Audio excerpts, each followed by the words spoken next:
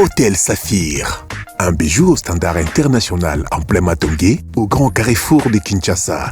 Plusieurs catégories de chambres, bureaux et appartements climatisés avec Wi-Fi et TV n'a faux prix. Petit déjeuner y compris dans son restaurant aux spécialités variées avec réduction de prix pour naba client Oyuba Fandina Hotel. Ascenseur ultra moderne, disponible en permanence 24 heures sur 24, vous amène à tous les niveaux.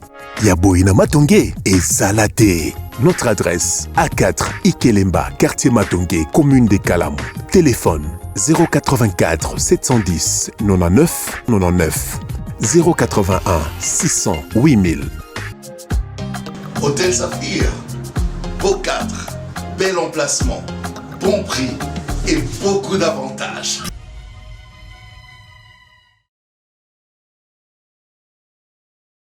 Merci beaucoup, Mbotena Bino Balandiabo Solo Télévision. Merci pour la confiance et la fidélité. On se retrouve aujourd'hui. Un bon début de week-end chez vous. C'est un vendredi. Nous sommes les 7 mars 2025. Merci encore une fois pour votre disponibilité. Vous suivez ce programme de partout dans les 24 communes de la capitale Kinshasa, capitale de la République démocratique du Congo, mais aussi Bato Bazona Nabiso, na Bunia, Bozana Ruchuru, Bozana Massissi. Je vous salue avec espoir que vous vous sentez mieux cet après-midi. Alors on aura deux petites séquences cet après-midi, le tout premier numéro pour 30 minutes, deuxième également. Nous allons commencer avec un groupe, Monsieur Sylvain Kaninda Miteo, il est conseiller politique de la plateforme APPC, Amour du prochain et de la patrie du Congo. Alors on va tenter de dire quelque chose par rapport à une organisation, à un programme qui va qui est prévu dans un avenir très proche. On va en parler tout à l'heure. C'est pour les 30 mars. Torlo Belango, à tantôt avec Bango. Et puis deuxième partie, nous allons prendre un autre invité pour terminer aujourd'hui. Et rester branché, consommer tous les débats qu'on a eu à organiser toute la semaine. Ça va vous donner une idée par rapport à l'actualité politique, puisqu'on va le rediffuser encore demain et dimanche, messieurs et dames. Voici les informations du jour en attendant. Avant de commencer notre échange avec monsieur Sylvain Kaninda. Union sacrée, les nouveaux bureaux sera connu ce week-end, mise au point faite par le professeur André Mbata. Le comité SADC, le comité ministériel de l'organe, note avec inquiétude la persistance de l'insécurité dans l'est de la République démocratique du Congo. Sécurité, Judith Soumino appelle le jeune de Kimpese à s'enrôler dans l'armée.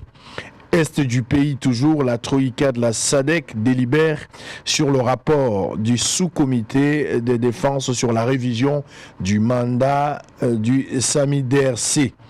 Kwamout, recherché depuis 2022, un des commandants de la milice Mobondo capturé par l'armée.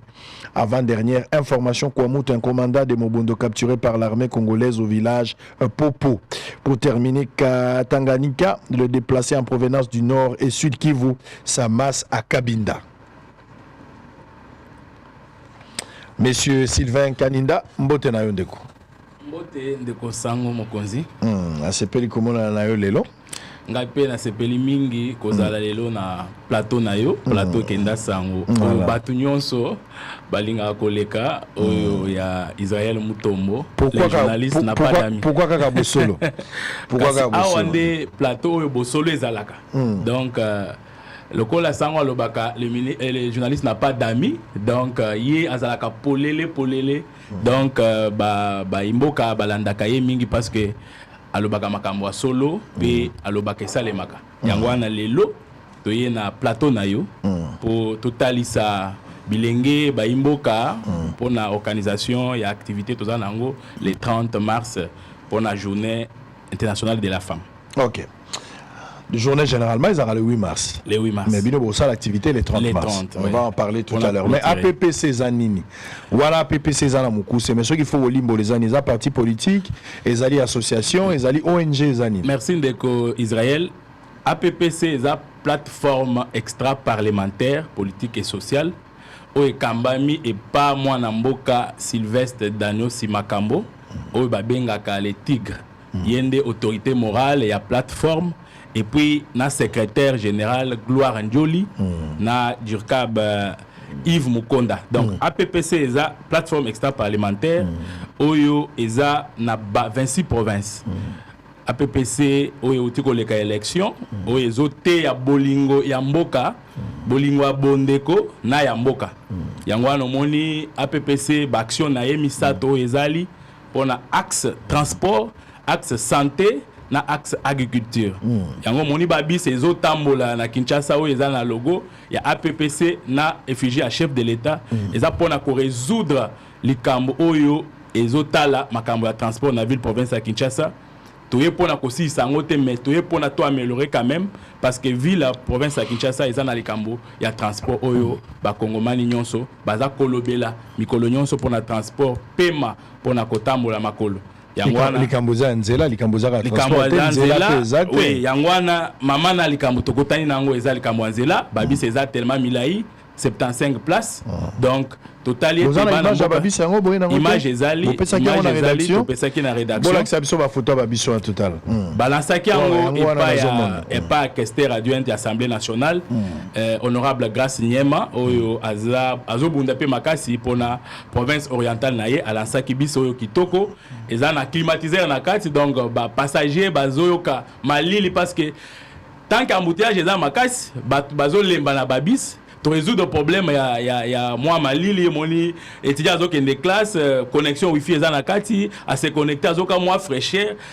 pona kolongola frousse ya embouteillage donc ezotambola ngo total 75 eza 200 bis nanu 4 pour total là ndenge ville ezali pona essayer pona essayer donc total ba directive nini oyo to ko lancer ba biso yo kende tina ba province donc toujours na vision chef de l'État eza l'état te eza mwana mboka oyo ya comprendre que ko accompagner chef de l'État eza kaka kozala na gouvernement te eza ko tia loboko na libenga pona ko soutenir mokonzi mboka ko sala baction wana pona chef de l'État amona quand même que azana batu mususu oyo baza nzinga na yete mais baza na bolingo ya mboka mais pourquoi bolingi bo politiser action na bino alors que eza nango eloko ya malamu eza entrepreneuriat et c'est du business tozo politiser c'est là bino botier bus na bino ça la transport eza bisa ofelete bazo mata bazo futa c'est une activité eza normal boza na objectif ya ko gagner derrière cet investissement mais pourquoi il faut photo à Tshisekedi pour bato faulu ba matate bato kabundu ba matate photo ya Tshisekedi aza le premier citoyen congolais oyo biso nyonso tozo censé honorer oyo biso nyonso tozo censé kozala na seya makolo na ye wangano moni tolobi yende président na biso tozala mususu te oazo meka quand même ko bunda pona mboka oyo pona bangu na bayo kasoni yango no moni toche elembo na ye pona kolakisa ke toza na yo koza boza isi na biso pona yo eza tala œuvre to sali to yibi l'état te mais toche loboko na caisse na biso poto sala nini poto sunga ba peuple congolais donc transport eza nango moins cher to lancer nan essai 1000 francs. To moni ba kongomani bazo kima transco bazo kima ba société mususu et puis bazo ka ngolo bis kito bo 1000 francs pour nani mais to lancer quand même na 1000 francs pour tout monde parce que il faut qu'on compte un abonnement nango eza $10 par mois donc on s'abonner au kobeta ata 1000 tours les jours mais par mois c'est $10 donc nakina wa to yebi réalité au kobima boye mais on dépenser 40 000 pour le transport mais avec bis APPC aux a $10 na yo un mois donc aux a à l'aise wifi ofele bouteille à maï au monitorer na système à poto bouteille à maï au moins fraîcheur et même la poto va passer à maï té mais to trepasser même poto donc climatiseur ezali mais moi bouteille à maï pour la relaxer que bolingo mboka ezali donc je suis tout à fait d'accord pour un projet na système abonnement ndenge boche mais banzela est opposé un sérieux problème parce que déjà ni tout ko tozana ngo déjà opposé problème pour nzela ezalité banzela ndambo tozana ngo la plupart isa aujourd'hui na état délabrement très avancé malgré la bonne foi il y a bakondi bazota la kosala ce qu'il peut faire mais aujourd'hui Kinshasa tala ville ils ont régorgé presque 20 millions d'habitants tozana ngo lelo soki tolobi biso no so bima na jour moko kotambolane vous allez quoi marche ndeko Israël to résoudre to meki ko salisa mayele na biso po total likambo ezotala banzela na ville province ya Kinshasa yango na autorité morale na biso Sylvestre Danosi à comprendre que pona ko décanter makambu ya ville province ya Kinshasa ezaka banzela te akei musika pona ko réfléchir pona ko baliser fleuve Congo ezokute mbongo ebele mais tolobi quand même tozo salango en accompagnement na ministère de l'infrastructure et ONATRA pour la baliser autour du fleuve Congo toko chapé ba bateau amike ça transport ko bandambudi ti aéroport sans passer par limité. Donc eza mécanisme oyo tozo développer ango pour na mbala tozo donc les jours à venir tout le monde ndenge nini tokosa ango mais likambo ezotala banzela eza likambo ezotala gouvernement provincial ezotala pe gouvernement central oyo ekotala ke ko décanter situation ya ba grande alter ko tonga banzela oyo ko soki embouteillage salemi to ko sauver ba passager na banzela mike mais politique wana tozomona volonté wana ezate volonté wana to senga vraiment leadership ya makasi na hôtel de ville pour na banzela parce que bato bazo mata bis eza kitoko mais ko kangama na embouteillage wana ezo chauffer moteur et ko bebisa bis donc toza na vision ya kosunga mokonzi ya mboka mais toza habité na ba problème ya nzela bino bozana oyo sengeli bosala gouvernement pe azana oyo sengeli oyo ya linga sala alors donc le quoi le besoin est partagé donc gouvernement sali nzela biso to che babis pour na to parce que gouvernement ala incapable ya ko cha bis na ye belé pour na kosunga eloko ngala za retourna na l'état congolais tilelo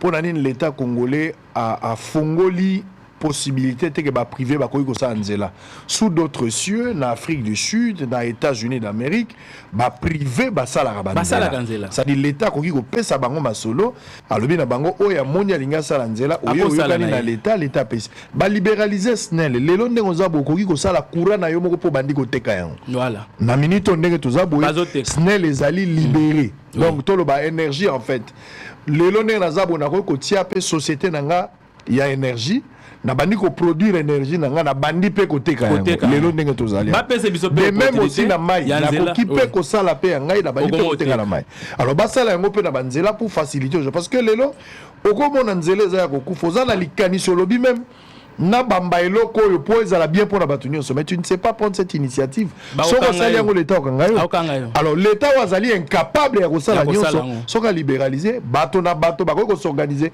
il y a des avenues beaucoup mona ka venir na bino beaucoup bongisango beaucoup sala na cotisation bato bazana mbongo basali prince comme il peut pas na bango pourquoi l'état n'arrive pas à le faire parce que bato bazo investir mbongo ba tchaka ba péage bazana ba taxe o bako ko fixer toujours en accord avec l'état pour voir dans quelle mesure o ils ont contribué pour na mboka mais bino pe beaucoup récupérer mbongo na bino. Voilà. Il faut même des aéroports ya ba privé il faut gouvernement comprendre que bamboka ya ba paya. Ba privé pe basungaka net États-Unis. Bato bazo simba économie ya mboka baza ba privé. Il faut que le gouvernement comprendre que il faut appeler opportunité wana ba privé. Net soki le gouvernement décide à lobby ba privé ba salanzela biso toza capable na autorité morale na biso to sala pe banzela.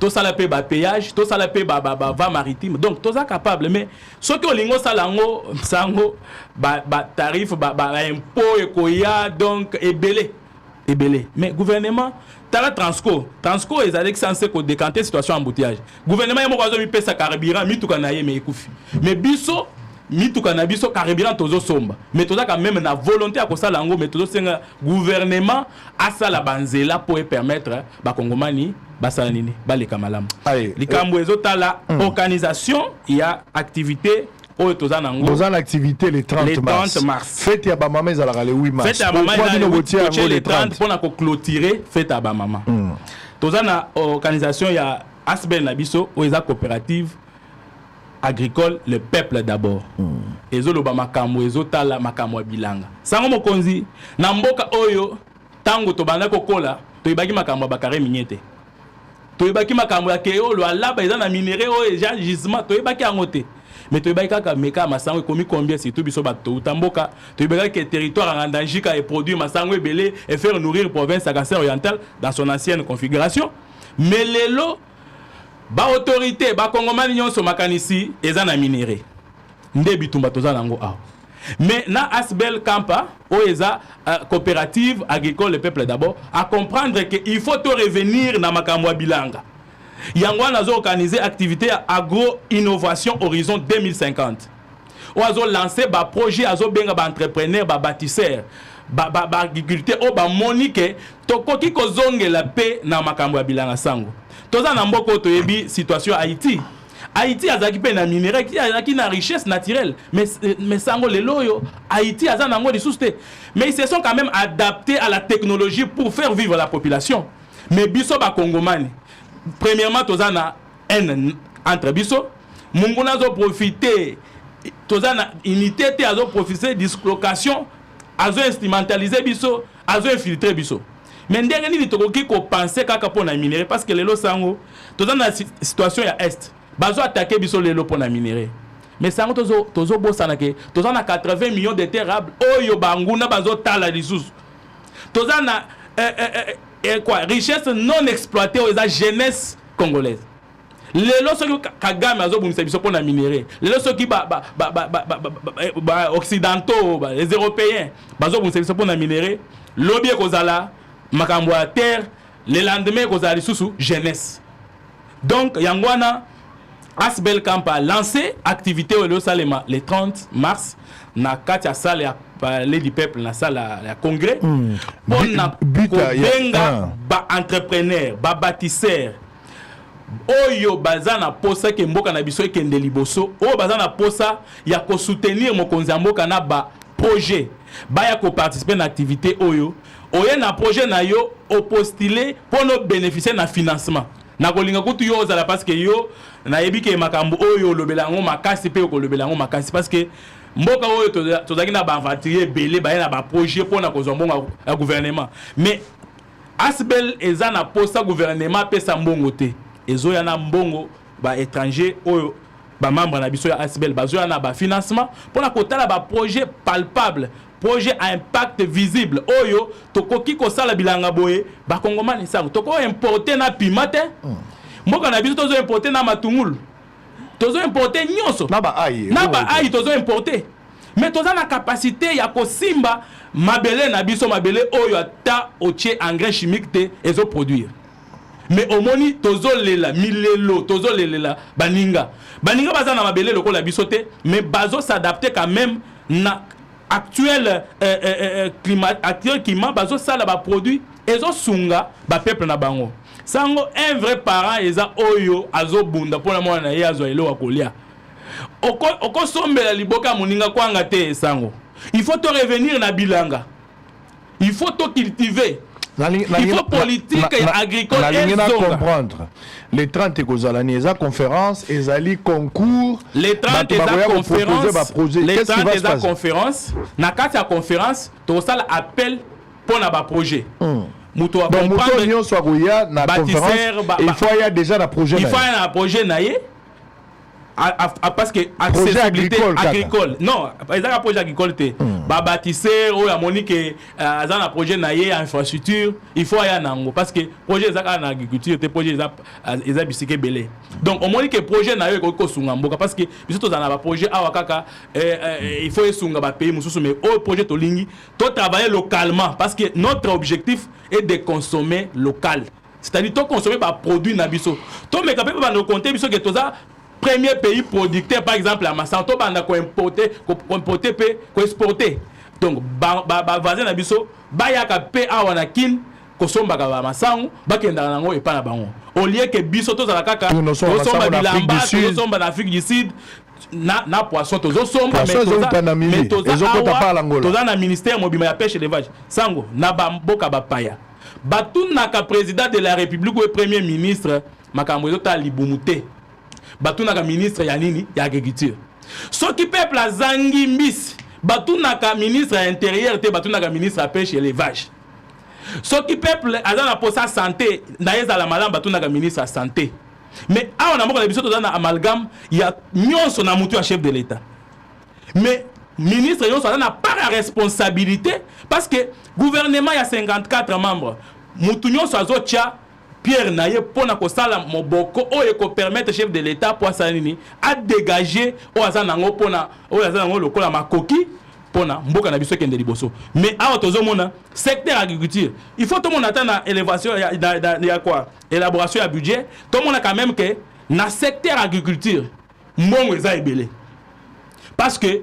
objectif na biso za mutualia soki au lieu Libumwetoni na repas ya malamu sans qu'on importer repas infectés avec des engrais chimiques na ba formol au lieu repas quand même kitoko eko éloigné na ba maladie mususu donc nzala na libumu nyama ya kobima koluka ba maladie bisika nyonso po asala nini alia kotambo na yo ande zo créer maladie na kinawa tozaka tobela ka typhoïde malaria na infection ozomona sango pourquoi typhoïde parce que biloko toliaka mamalewa biloko tozwaka sango yo ozalaka journaliste à investigation to féliciter yo makasi musalo salaka soko zala kité mais mboko na éviter parce que au touche chaque point sensible ya mboko na yebi ko za bangune belé au touche chaque point sensible mais il faut que ça la moi tournoi na ba chambre froide de sangoli otala biloko nini ba congolais baliaka ça on a sali exemple muke na SK na kei na tali prix ya biloko nazo koma na papier na yebi nazo zo biloko à 120 000 na calculer bien 120 000 sango na komi na guichet pour na futa biloko na komi à 157 000 curieusement na bengi type na lebi mais na sali calcul kotoyo 120 000 et comme ça 57 000 ndengeni au chaki taxe te papa ata taxe za 120 000 taxe ya 37 000 ata baloba taxe na bengi sko na sali makelele endi wana ye atuni likambo ezani na lebi awa na sali calcul nanga 120 000 ata soki to nto arrondi pour na taxe TVA tutu eko comme na jamais 157 000 endi wana zu carte chebo paf ezongi 130 000 sango natali nga mo ba yibi nga iboy siko bato na moni ba somi biloko ebele. C'est-à-dire, on nous vole chaque jour, sango. Politique à tamouké a contrôle ya biloko na basper marché exacté. Chaque jour, ce qu'on lègue au côté bazo affiché, bazo modifié, puis bazo. Il modifie par rapport à quoi? Donc, on nous tire du jour au nuit. Bah M23 bala basper marché. Bah M23 voilà. Bah syndicat zaté. Bah M23 bala na basper marché. Bah M23 bala na est. Moussala, il y a service censé contrôler biloko na exacté. Et puis sango. So que zéro okuti ba shawama elali ba soso ba tumba mais na tongo nde bato ba soma na tongo sango ata epoli qui contrôle qui service à hygiène alimentaire exact sango donc tozo senga yo OKNDP otala makambo wana sango mo konji tozo revenir na makambo ezotala conférence pour natika pe Bénédicte alors be la makambo ya journée ya basi lokola eza mwana bango na yoka ki jour wana lobi ke plateau na yo kozala kaka pona ba mama mais ba mama ba lobi ke parité ba mama sko biso pe toza côté ba mama ou bien toza donc sango likambo ezota la conférence oyo eza très important accès nango eza payant sango pour prendre part na conférence. Pour prendre la conférence il faut ko futa eza na application que za disponible lundi oyo kokota sombi billet na yo soko mono sombi à $10 parce que ça à $10 $20 50 na $100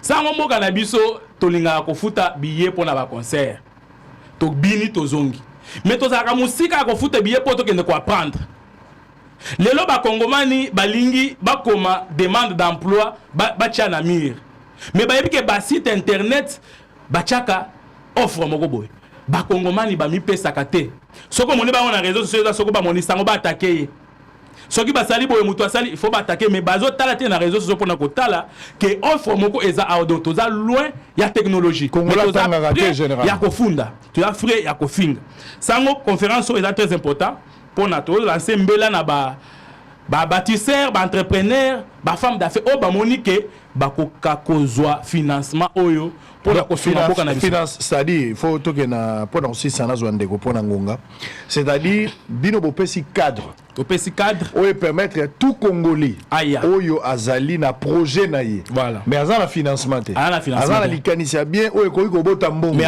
il a un projet la mazangi mbongo akenda la banque boya kopesa mbongo aluka de mbongo garantie alors siko lokola azana mbongo te tolo bakoza la chaînette mozangi kingo ozala projet mais tu n'as pas l'argent il y a un cadre approprié koki kopesa mbongo oloba na obenga nga na téléphone mingi sango na linga ko changa po akosenga nga suma mbongo te na lingo yoka makelele wana te on vous donne un cadre ozoluka mbongo cadre koki kopesa mbongo yango il va donner l'adresse, il va donner le numéro de téléphone.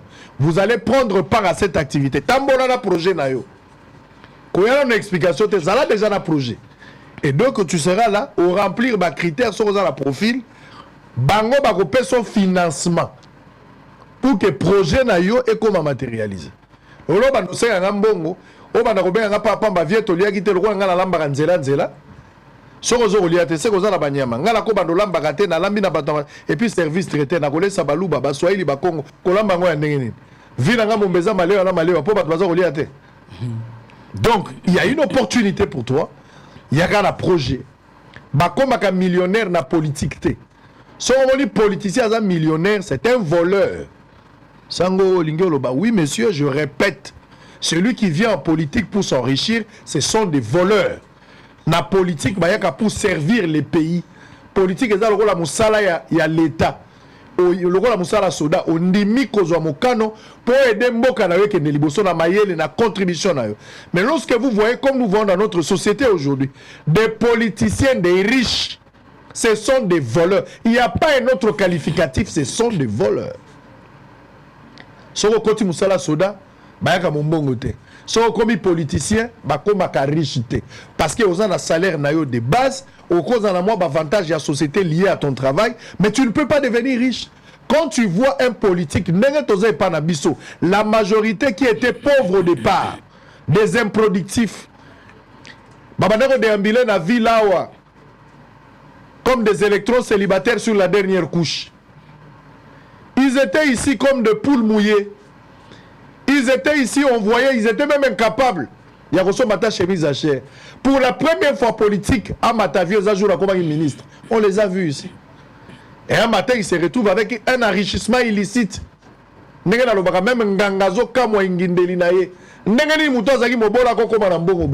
c'est ici au Congo, c'est ici en Afrique, où quelqu'un peut entrer pauvre le matin et le soir. Ce n'est pas par un miracle, ce n'est pas par la magie, mais par le vol et le détournement.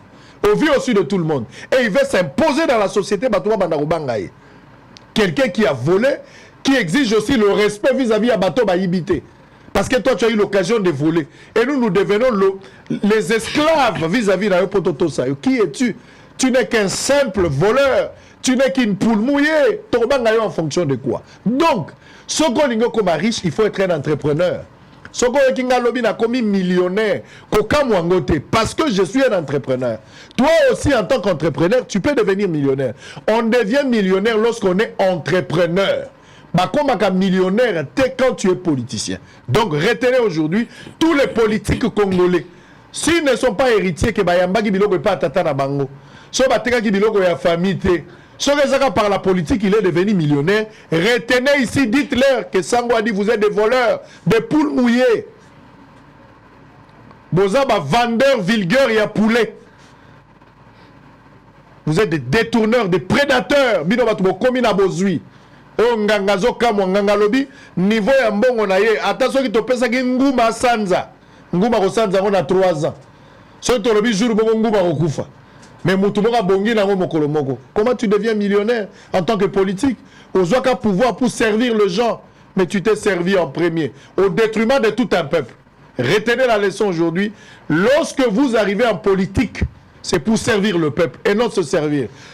Si tu veux devenir riche, restez entrepreneur. Si tu es politique, tu es riche, ce qu'on a l'héritage, ce qu'on a une activité, vous sous-soutenez seulement dans la politique. Messieurs, tu n'es qu'un simple voleur. Et ta place, tu dois aller au diable. Oui, oui, de Israël, maloba ozoloba na ezopesa biso posa kolela mais ozoloba ngo na se ya motema. Et là qu'on a na yebisa ba congomane eza que ensemble luttons contre la famine parce que nzala na 4 langues na biso eza na sukate. Bon suboetu tubenga nzala. Avec Asbel Kampa, nous sommes venus maintenant pour faire le choix de bannir la famine. Et puis, koyib saba kongomani que soki tozongeli bilanga tokobosa na makambo ya omoni sango na mboka na biso soki banomé au DG premier voyage lo alaba deuxième voyage au Katanga mais kala to bana kende lo alaba na au Katanga te batu bazo kende pona nini lo alaba komi kamba pona ba politicien toni oyo soki banomé il faut kende kozwa bénédiction ya mama Fifi et komi lokola kamba sango na lingi pona chité po pesa liloba et pas ya Bénédicte après na kozwa ya suka sango to na likambo awa ezotala makambu ya vie courante ya biso ba jeune. Tomonaki lancement ya campagne la lutte contre mobilisation pour la lutte contre la corruption et le patriotisme oyaki kutu soko oyaki te mais linge bardé mabe présence na yo et pesi biso moi pour ça ko continuer na eloko wana mais sango qu'est-ce mutuna tozo mituna ezaboy ba konzinyo so lelo ba ministre nyo so ba na ba province ba zo mutunyo so ko na ye azo mobiliser avec na Congo ya ba jeune ba étudiant sango est-ce que biso ba jeune toza kaka important au moment où il faut qu'on pèse à la politicien santé politique, ou bien tout ça peut important pour participer à la prise de décision pour le développement de Mboka Nabiso. Lelo, ba ministre, premier ministre, ba ministre sectoriel, Jean-Pierre Bembo, azo sala ba tournoi, azo tamona comme ba jeune, azo tamona comme ba étudiant. Mais question mususu na zomi tourne. Ministre Jean-Pierre Bembo azo tamolana ba étudiant na monoko. Mais il y a une représentation des étudiants du Congo qui a un président qui n'est pas associé na makamwa na tournoi. Il faut pas associer yepé. Pour attendre la bango politique à la université. Basang si na centre culturel kuna. Par IGF. To se peli na lancement, to se peli na activité. Mais par na biso ezanini na prise de décision. Les composition il y a gouvernement de l'Union nationale. Quelle est la part de la jeunesse? Sans biso ba jeune auto sisi ba chik. To ça peine na posa ya ko participer na gestion ya mboka na biso. To tangi makambo gestion net ngai politologue de formation ressortissant de l'université pédagogique nationale. Licencié en sciences politiques, na tangi politique na tangi administration. Na zape na contribution, o pe na kosunga mokonzi mboka, kosunga mboka na biso parce que to ko uta univers to ya ko vanda to sala, to beta ba winner te. To zape na temps que ba vie peut pas comprendre que il est temps ba zo payer retraite.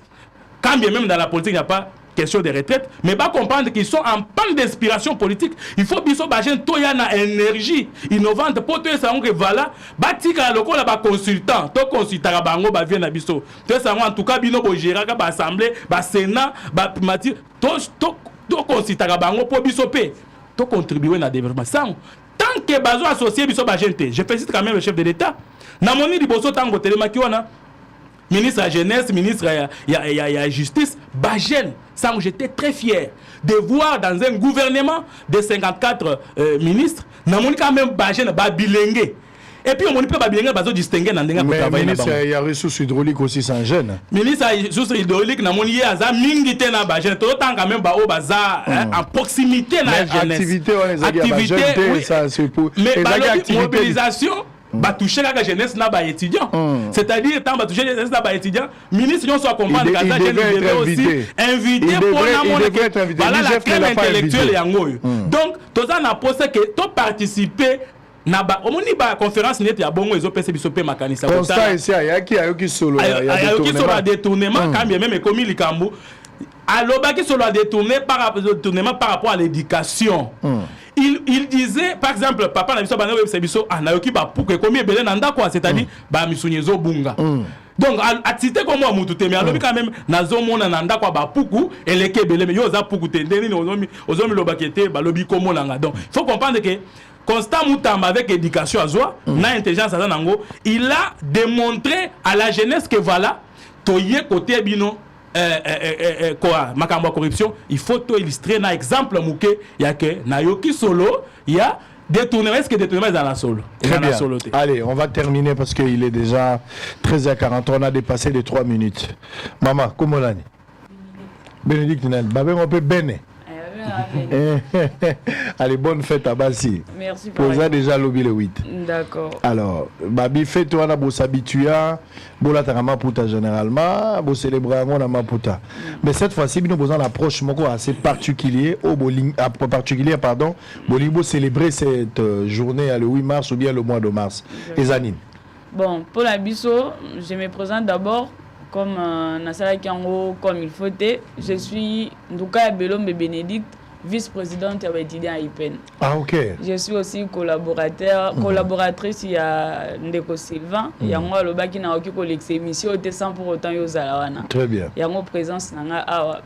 On va comprendre que journée on a battu baby en rato célébrer moi si faut liputa, moi si faut kabelo et tout ça là. La minute ya lelo et tout ça sous na makambo wana te. La femme n'est pas seulement celle qui met des pagnes ou soit à la beauté, non. C'est comme la vision moussous. Prenons l'exemple comme je viens de dire. Je suis la vice-présidente des étudiants de l'UPEN. Nous avons moi si. l'UPEN est dirigé par qui? Par moi si. Madame la rectrice Ibébé Yvonne. Aujourd'hui, na Congo, ezaka na IPEN na institution minene na gouvernement la biso est dirigé par des femmes. Donc ce qui veut dire que non, la femme ne voit pas seulement des pagnes, la femme ne voit pas seulement des plantes ou des maquillages. La femme a toute une autre dimension où azomoni la makamune. Et cette fois-ci, on va tous accompagner la femme de tout ce qu'il va faire. Ce n'est pas seulement ya kosala makambo oyo bango moko bayebi mais mwasi ya lelo akomi mwasi ya motuya akomi mwasi ya nguya akomi mwasi mpe akomi na badimension mosusu ke non akoma to mpe aleka mpe niveau ya mobali yango biso toye awa mpona tosolola makambo ya le 8 mars bato ebele bayebaka te le 8 mars yango ebanda nango mpe ndenge nini euta wapi tosala bon selon l'histoire makambo ya le 8 mars nanu ebandaki na grève oyo ezalaki revendiquée par des femmes russes. C'était le 23 février 1917. Ebandaki ba femme bazalaki na posa ba pe droit na bango, importance na bango na société. Lokola ba question balobaka que non voilà la place de la femme c'est à la cuisine. Moi je pense que ce genre des idées ou soit des réflexions c'est vraiment archaïque. Et c'est dépenser en fait des personnes au bas penser que non place à moi c'est dans la cuisine. Qui vous a dit que non place à moi c'est dans la cuisine? Ça quand la cuisine aujourd'hui partout dans le monde, on voit des femmes entrepreneurs. Même ngane na zolo bana ngana za villageoise, ngana za kinosité. Na koli pena na mboka ya keno lelo na yebi kolona na saka presque tout. Oh que non na lambaka na lona ka pe kolona. Donc ndeza boye na se que non yo lelo za sango peut-être ngalobi na okoma ma sœur. Et ça mamelo azawa so ya eza na ngope so kanyo yawa mamelo azaye moko ya ta noirite voilà noirite na bilenge ya mwino koma langa ta nenga mpeta na boyoka bien et ça la yo côté hein. Donc moi si aza mutu oyo aza mutu ya l'égalité wana pena il faut total ngo ezaka sur le plan physique té ou soit sur le plan scientifique té parce que oui ndé ba balwa l'égalité entre l'homme et la femme. Mais la femme reste toujours la femme. Comme elle a les lesbiennes,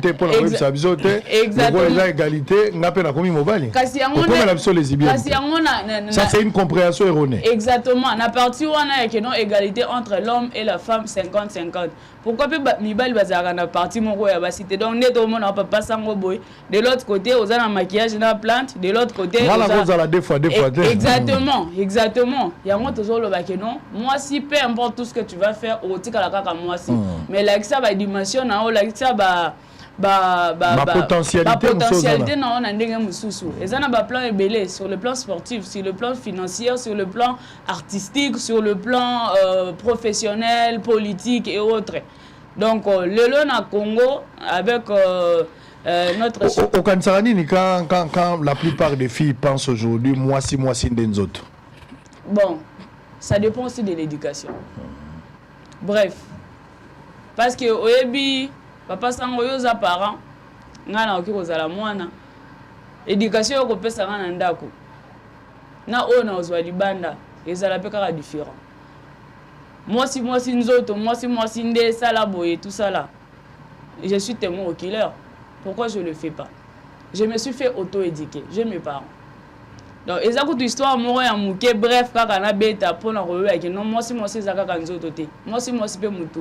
La femme ce n'est pas ce que tu vois ici. La femme c'est l'intérieur. Et quand on voit l'intérieur, on voit son intelligence, on voit sa façon de réfléchir. Voilà pourquoi on dit on n'épouse pas le physique, on épouse l'intérieur de la personne. Et tant que le intérieur on a eloko zomona te obala monde. Donc vous célébrez le 30 mars.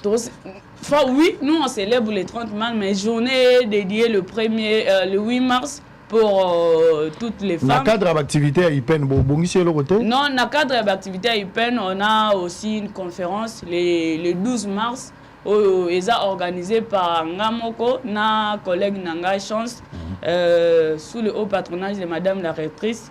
Et Tobeng Sipe Bafam, il y aura des invités, Madame Kester, il y a l'Assemblée nationale à Rosalana, ministre de la Jeunesse et tout ça. Donc, tout ça, on a posé que non, moi, Sipe a découvert place dans la société. Et ça, que non, peut-être, si vous êtes ministre, vous êtes député, vous êtes député à bureau. Mais Sipe Bafam, vous se démarquer d'une manière ou d'une autre partout aux les gars. Très bien. Voilà. Moi, ça s'est démarqué dans la société. Ce n'est pas ce que nous voyons aujourd'hui.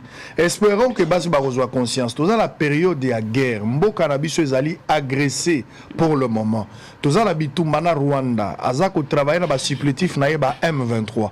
Nous avons l'obligation. Moi, si mon bali de prendre conscience. Mais dans la Kinshasa, c'est que je vois la légèreté au Batubazako manifester na Kinshasa face à cette situation et les autres sont un peu inquiets. Je me pose la question, est-ce que tous ont la conscience il y a situation où ils ont la mboka na biso na seka ki ba konzi mboka soki tozalaki na logique il fallait au moins ba restriction ezala attitude le comportement pour témoigner notre soutien à bateau bazana est mais aussi pour montrer à la face du monde que tous ans la période moko normale parce que mboka na biso allait agresser. Malheureusement, ils ont la poignée à bateau bazo a conscience mais la grande partie à bateau bazo trouver un normal. Au moment la lobby le 8 mars bato bakola ta maputa bao bakola tate na minute ba s'organiser na baninga na bango. Ils vont aller manger au restaurant. Pour le lobo bino moko boyebi que ezala bato ba se contredisaka. Yo moko zolo bakenga na linga via discrétion. Na lingi batute ba makambo na ngana.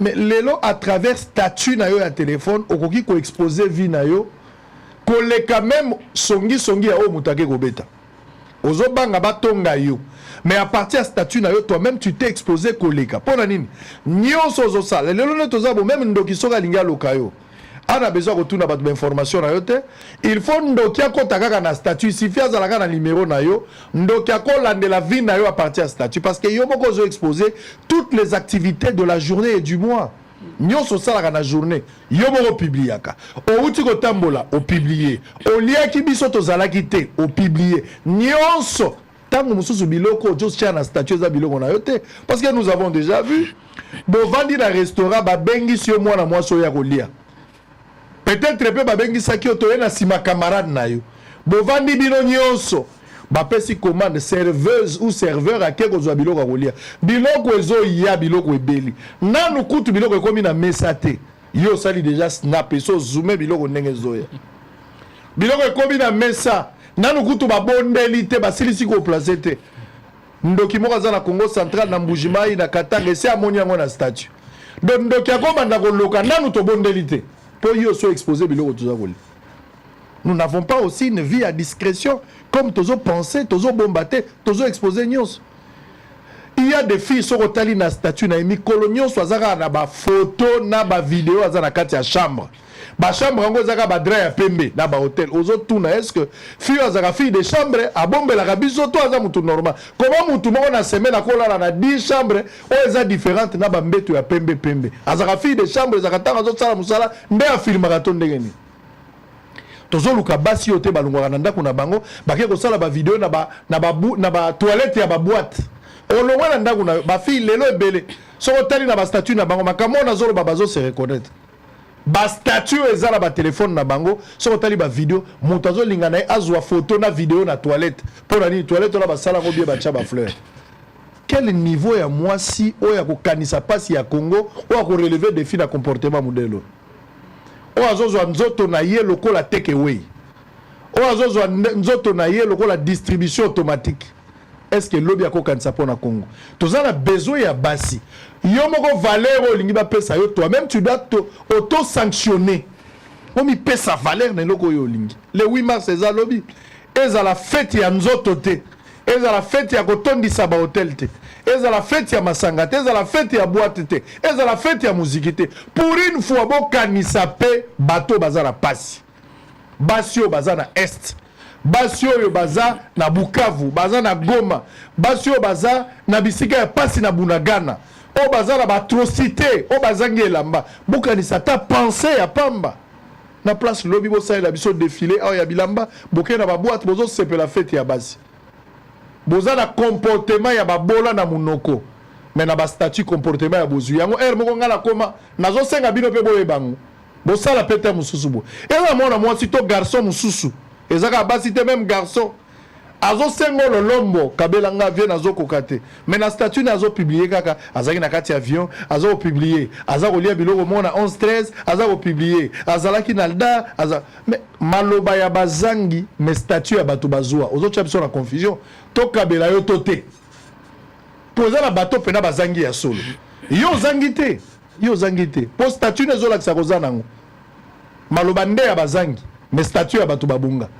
Donc lobby eza le 8 mars naza ko senga bino bozwa conscience que mboka na biso eza na guerre bino bana basi ya Congo boka ni sabaninga na bino bazana pasi o bazangi lokwa kolia o bazangi lamba tamso balinga pe monzele mais moya sala bonzenga na ezate parce que guerre eza na mboka Pour ça, la spectacle désolant ici, nous n'avons pas besoin.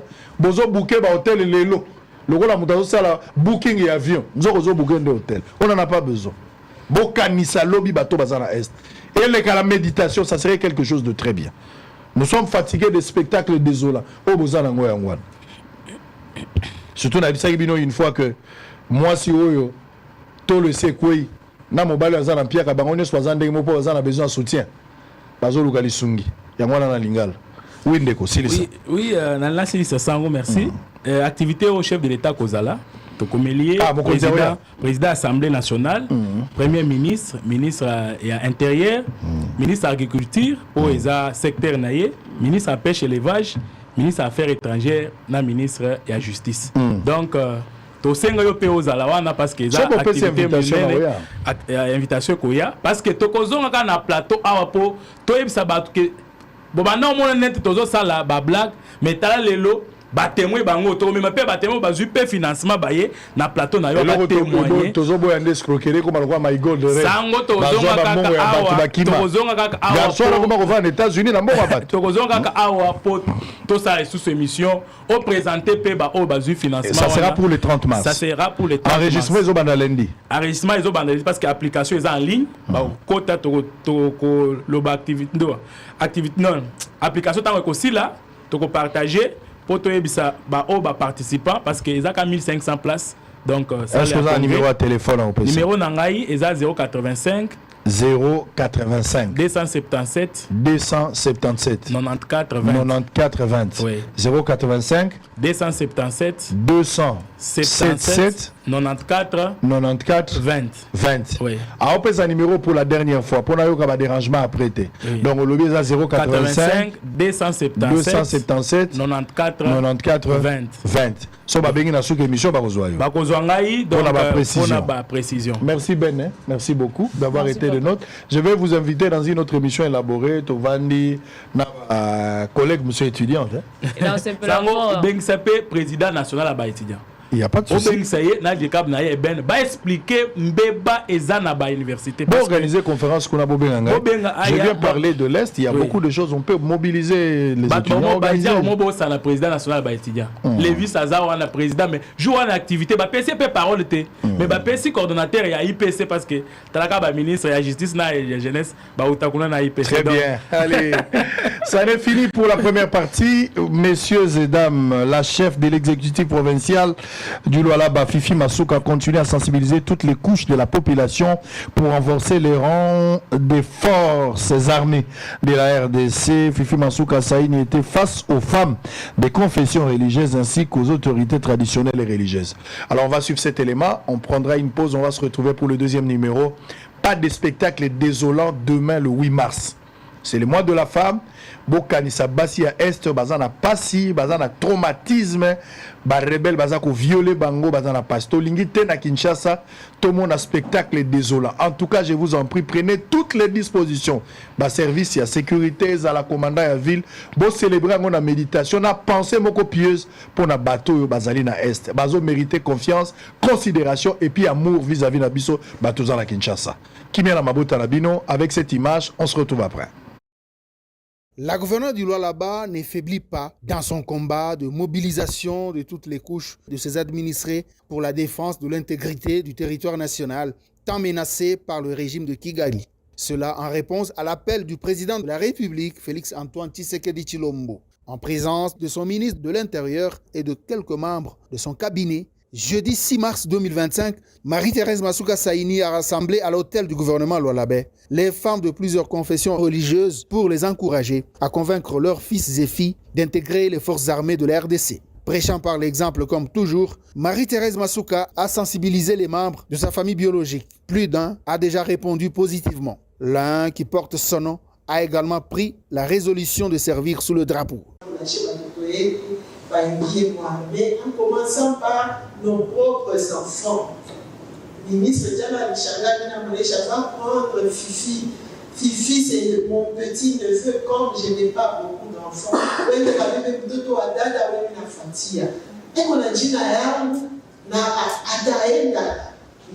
a ici un il est exemple.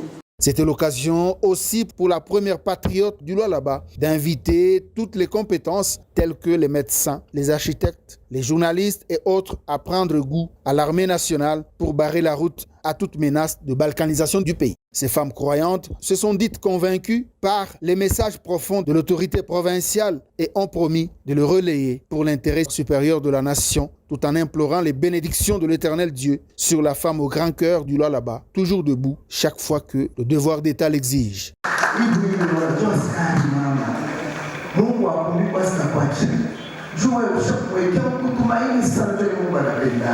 Na sherehe tunekalo kama kukula kusema anasema hivi ndio Mungu pote furahi kibanikala ule ni Mungu asheba kila mama njoo na kwa asema kusindikiza mwili wakati ya Debora ushokope tunakubariki. Bien avant cette rencontre, la gouverneure Masuka a reçu les autorités traditionnelles et les responsables des confessions religieuses pour la même cause. Hôtel Saphir, un bijou au standard international en plein Matongé, au grand carrefour de Kinshasa. Plusieurs catégories de chambres, bureaux et appartements climatisés avec Wi-Fi et TV n'a faux prix. Petit déjeuner y compris dans son restaurant aux spécialités variées avec réduction des prix pour Naba client Oyuba Fandina Hotel. Ascenseur ultra moderne, disponible en permanence 24 heures sur 24, vous amène à tous les niveaux. Yaboina Matongé et Salaté. Notre adresse A4 Ikelemba, quartier Matongé, commune des Kalamou. Téléphone 084 710 99 99 081 600 8000. Hôtel Saphir, beau cadre, bel emplacement, bon prix et beaucoup d'avantages.